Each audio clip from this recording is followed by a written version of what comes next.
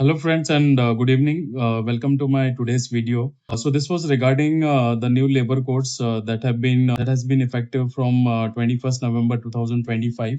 So I wanted to discuss on the key highlights of the new amendments that have taken place. So basically now what happens is because of this changes there would be impact on your salaries, overtime, leave, PF and even work from home rules have changed.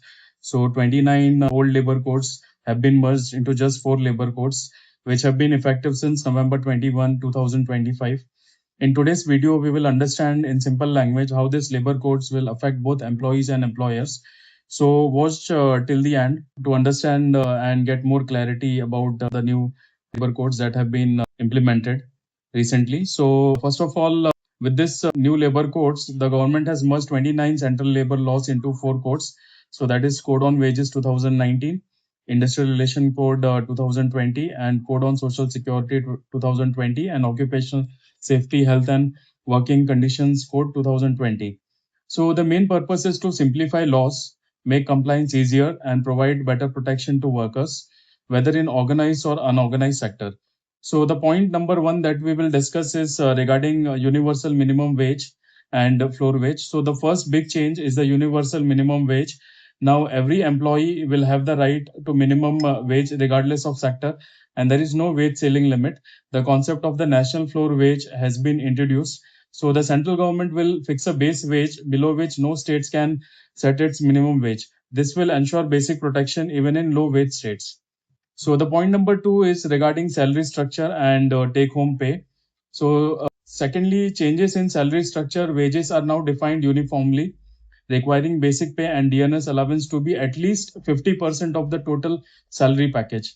This might reduce your take home salary, but contribution to PF and gratuity will increase, which will benefit you in long term retirement benefits. So, point number three is regarding working hours, overtime, and weekly limits. So, normal working hours are capped at 8 to 12 hours per day under this new code, and 48 hours per week. So, any work beyond this will be treated as overtime, paid at least double the normal rate, and done only with the employee consent. This creates a clear legal boundary against excessively long working hours. So, the point number four is regarding time bound wage payment.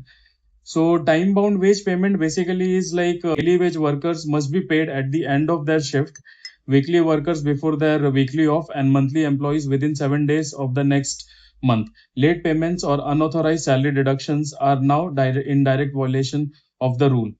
So point number five talks about leave and welfare and health checkup. So leave and welfare provisions, workers who have worked for 180 days in a year will get annual leaves, and facilities like canteens, drinking water and restrooms have been consolidated under welfare provisions. Workers above 40 years will get a free annual health checkup to promote preventive healthcare.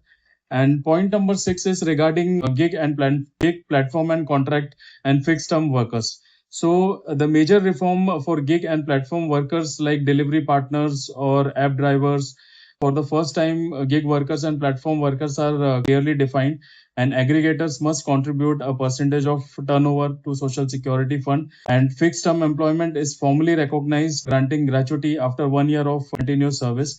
Contract labor rules have been updated, including restrictions on their use in core business activities. So, point number seven is regarding women's safety and night shifts. So, women are now allowed to work in night shift with written consent and mandatory safety arrangements. So, equal pay for equal work, protection against sexual harassment, and safety standards have been strengthened. So, point number eight is regarding industrial relations and hiring and firing. So, next, industrial relation approval threshold for retrenchment, closure, and layoff has been increased from 100 to 300 employees now. So, making hiring and firing more flexible, but with safeguards like compensation and notice periods. Trade union registrations, recognitions, and dispute resolution processes have been streamlined for better industrial harmony. So, in short, the new labor code focuses on simplifying laws, universal minimum wages, stronger social security, clearer working hours, and protection for gig platform workers. Employees should carefully review their appointment letters, salary structures, working hours, and leave policies, and clarify doubts with HR. Employers should update HR policies, contracts, payrolls, and compliance systems to avoid penalties and build trust with their workforce. So, if you like the content of the video on the labor code, and if you want more detailed video like code on wages or social security separately, do write in the pinned comments. If you found this video useful, please like, share, and subscribe to my channel. See you in the next video. Thank you.